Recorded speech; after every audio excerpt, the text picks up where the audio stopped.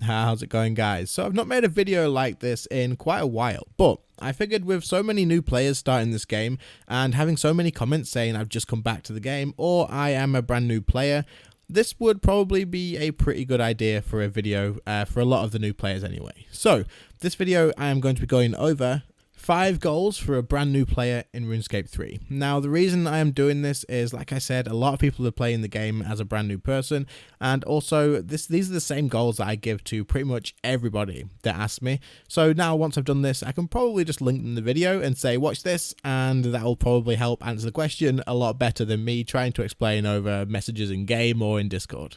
If you do find this video helpful, or if you are someone who is experienced in RuneScape but agree and think this video would help new players out or help them get into the game, then make sure to leave a like on the video. Also, if you are new to the channel and you do find this video useful or enjoy it at all, then make sure to subscribe to the channel, because I will make more stuff like this in the future, and every now and again I do come out with some stuff that do help new players out or even mid-level players, things like that. But anyway, that is long enough for the intro. Let's get started.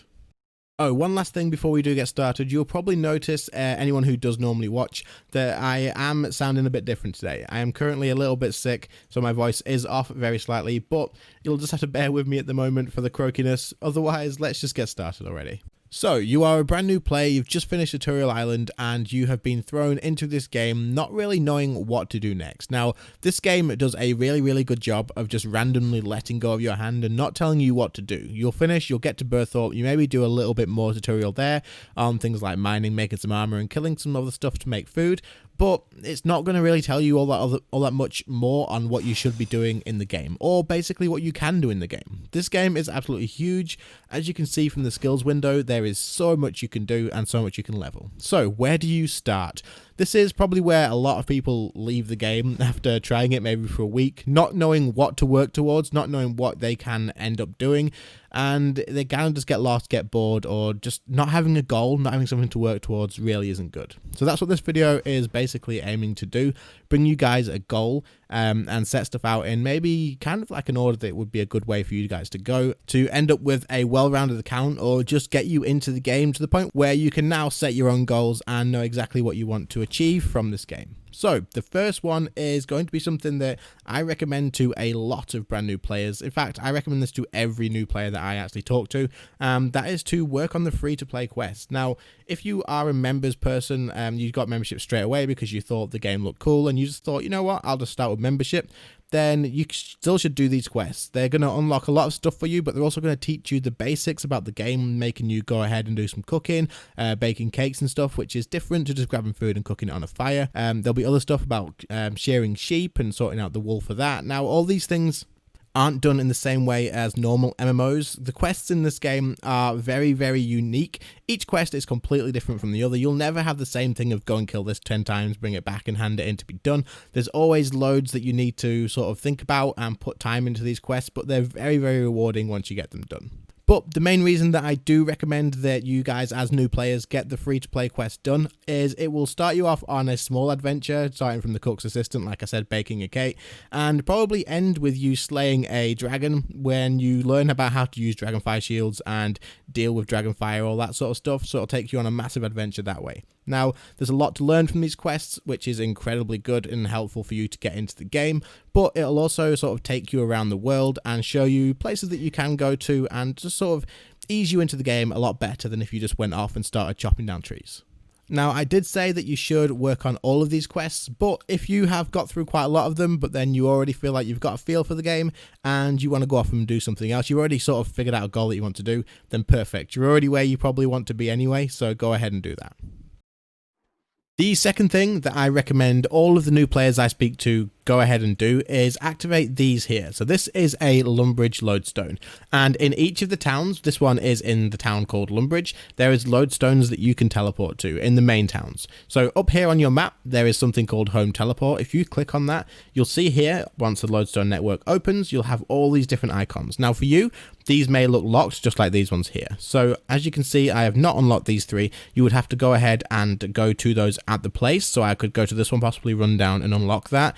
But once you do that, you can actually click on any of them at any time, as long as you're not in combat, and you can actually teleport to there. Now, it'll give you a fairly long, I guess, animation, but as long, like I said, as long as you're not in combat, this isn't going to get interrupted, and it gives you a free teleport to that town. So you'll see now, just as I get here, that I am now here in Tavale, and that is as easy as it is. So to unlock these, like I said, all you're going to want to do is find this icon here on the map, and then run over to that, click on it, and it will activate. You will start here in Berthorpe, which is this one here. You could run down to Tavale straight away, or you could run off to Edgeville. I think the Lumbridge one is unlocked for new players as well, so you could go there and then head up to all the other ones. But getting these unlocked is incredibly useful, because like I said, it gives you all the free teleports, and also it will familiarize yourself with the world, and that is incredibly useful for when you are doing quests or when you're planning on what you want to do next. Learning the map is an incredibly important and useful part of this game. The next thing that I would mention is pretty much just for members only, as this is a members quest that I am recommending you do. However, it's called the Waterfall quest. Now, the reason I do suggest this is because it will give you a massive boost into your attack and your strength combat stats, going from level 1 all the way up to level 30 in both of these. This will save a lot of time on lower level training, which is slower experience rates as well.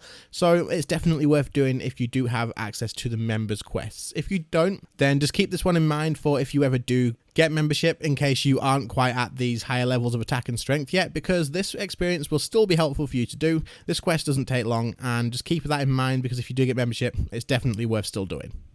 Now, just to show you as a new player where you can actually find your quests and how you can find the Waterfall quest information, if you click here on your compass, you should have this little taskbar somewhere on your screen, depending on your layout. But if you click this little compass here and then go down to quest list, you can click that and it will open up this little window here. Now, you'll have a big list, like a massive list of quests. These will either be in alphabetical order, just like this, or you'll have them split up to sort of like free or members. Now, on a members world, you will want to go down all the way to W for Waterfall. And here you will find Waterfall quest. It is literally just called Waterfall quest. If you click on that, yours will not be red, yours will not be green, yours will be red. And on here, it will tell you where you can start the quest, and it will give you all the information you need for that. However, just a heads up, this game, the quests can get quite confusing, so don't hesitate to use a guide. Just go into Google, type in Waterfall quest guide RuneScape 3, and you can either follow a YouTube video or use the RuneScape wiki for a guide on that if you do get confused. So tip number 4 is going to be something that will take you quite a while to do, and it is kind of a big jump from the last one. Now, you've finished Waterfall quest maybe, and you've got 30 attack and 30 strength. You've probably done some of the free-to-play quests, if not all of them, and you'll have quite a lot of lower level stats, but not anything too high. Now, on this window here, which is the skills window, you can find that by going to the sword and shield icon and clicking on the bars there for skills. That will open up this window here.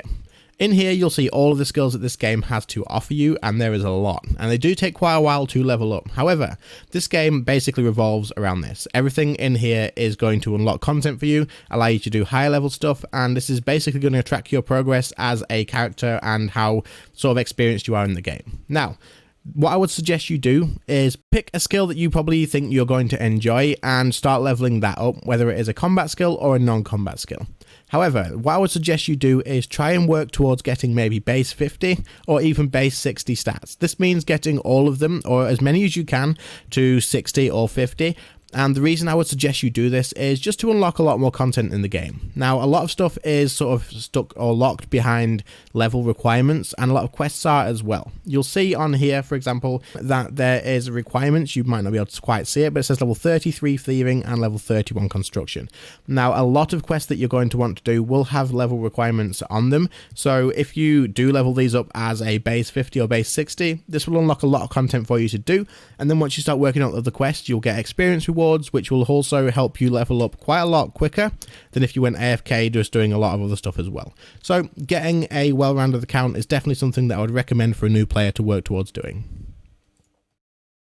Okay, so point number 5 might take a little bit of explanation, and as you can see, it is going to include Prifddinas, which is this city that I am in now. As a new player, you're probably thinking, what the hell is this? It looks really sort of confusing. There's a lot going on. This is a very, very high level city, and it's definitely an end game goal. However, I am a very, very strong believer in the fact that this game is a lot better if you have lots of short-term goals based on the ones that I have mentioned earlier, and one very, very long-term goal that you are working towards, and you'll basically set like loads of little goals that will help achieve this. So, Prifddinas is a city that will give you a lot of perks, such as things to help you with leveling up. For example, this bonfire here, you can go from the bank with your log straight to the bonfire, and it's nice and easy to do your fire making or cooking or anything like that there, nice and easy.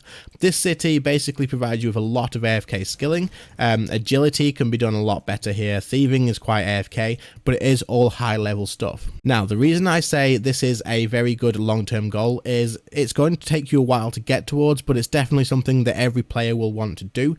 This will require you to do a lot of quests, a lot of skilling to level up your stuff, and you'll basically, by the time you get here, have an incredibly well-rounded account. You will probably have a lot of experience in the game, and the quests along the way will unlock a lot of good stuff for you as well. So not only with the city, you will unlock a lot of good stuff, but by the time you're here, all the quests you've done along the way will just basically create you an account that is incredibly worth the time that you've put into it, and something that you'll be able to be proud of. So, like I said, having a long-term goal, as well as all the short-term ones, is definitely something that you should consider doing, as it will give you that drive and motivation to keep going. Even once you've achieved all these little ones and stuff, you've got that long-term one to go to as well.